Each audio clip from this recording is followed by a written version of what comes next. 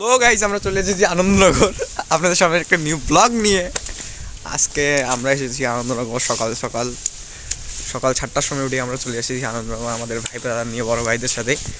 তো দেখতে পাচ্ছেন গাইস এখানে আর কি কোনো জনমানব নেই। আমরা তো যে টাইমে এসেছি কোনো মানুষ সেখানে নেই। করতে অনেক ভালো লাগতেছে, আনন্দনগর জায়গাটা আসলেই সুন্দর আছে, মোটামুটি কাজ চলতেছে আর কি। আমার সাথে আছে জাহিদ ভাই, আমার প্রাণপ্রিয় জাহিদ ভাই, ওনার ফোন দিয়ে ভিডিও করতেছি। আসলে আনন্দনগরের জায়গাটা কাজ চলতেছে, ঠিক আছে, এখনও কাজ ভালো মতো শেষ হয়নি। শেষ হলে এটা আরও ভালো হবে। আর এরিয়াটা অনেক বড়ই আছে মোটামুটি আমার মনে হয়। তো আপনারা এখানে ফ্যামিলি গার্লফ্রেন্ড নিয়ে আসতে পারেন,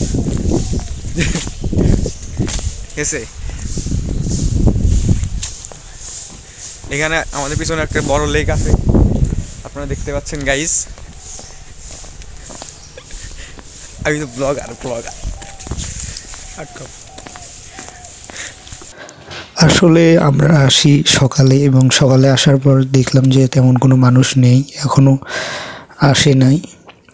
তবে দেখা যায় যে জানুয়ারি ফেব্রুয়ারির দিকে বেশি লোক আসে এবং সকাল 10টা-11টার দিকে লোক আসা শুরু করে এবং জায়গাটা অনেক সুন্দর, যদিও জায়গাটার এখনও কাজ শেষ হয় নাই।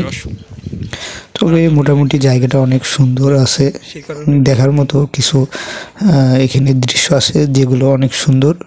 তাছাড়া এখানে বাচ্চাদের জন্য কিছু রাইড আছে যেগুলোতে উঠতে গেলে 20 থেকে 30 টাকা করে দিতে হবে এবং সবগুলো রাইডে অনেক সুন্দর ছিল।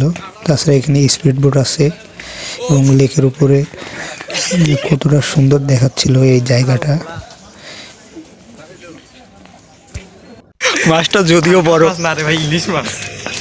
ও ও পাঙ্গাসের উপরে আবার আছে আমাদের জলকন্যা, জল পাঠা,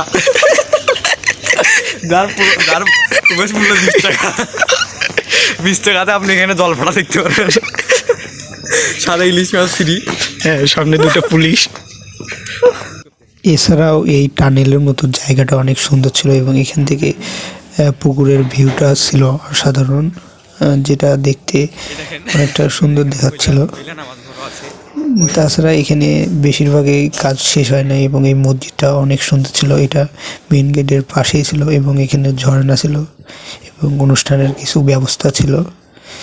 বিশেষ করে এই পরিটা ছিল অসাধারণ এবং দেখা যাচ্ছে নাগরদোলা সব কিছুই আছে এখানে, যেগুলোতে চলতে আসলে অনেক আনন্দ উপভোগ করতে পারবে এবং এই জায়গাটাও ছবি তোলার জন্য একদম অসাধারণ ছিল। তাছাড়া আশেপাশে যে গাছগুলো ছিল ফুলের, সেগুলো দেখতে অনেক সুন্দর ছিল। যেহেতু জানুয়ারি ফেব্রুয়ারি মাস এখন, সেহেতু ফুলের গাছগুলো দেখতে আরও বেশি সুন্দর দেখাচ্ছিল। সবাইকে অসংখ্য ধন্যবাদ।